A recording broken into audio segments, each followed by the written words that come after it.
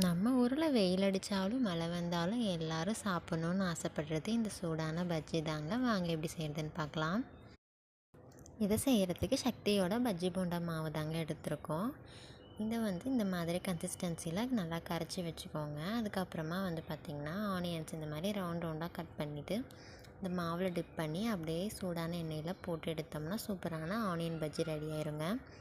அதே மாதிரி நம்ம பார்த்திங்கன்னா கத்திரிக்காயிலையும் பஜ்ஜி போடலாம். இதையும் நம்ம கட் பண்ணி வச்சுக்கணும். கொஞ்சம் தின்னான ஸ்லைஸாக கட் பண்ணி வச்சுக்கோங்க. அதே மாதிரி ஆனியனும் நல்லா தின்னான ஸ்லைஸாக கட் பண்ணி வச்சுக்கோங்க. பஜ்ஜி மட்டும் எப்போவுமே ஊறணுன்ற அவசியமே இல்லை. சும்மா நனைச்சி போட்டாலே ரெடி தாங்க. இதிலே பக்கோடா போண்டான்னு எல்லாமே செய்யலாம். கத்திரிக்காய் இந்த மாதிரி ஸ்லைஸாக கட் பண்ணி வச்சுக்கோங்க.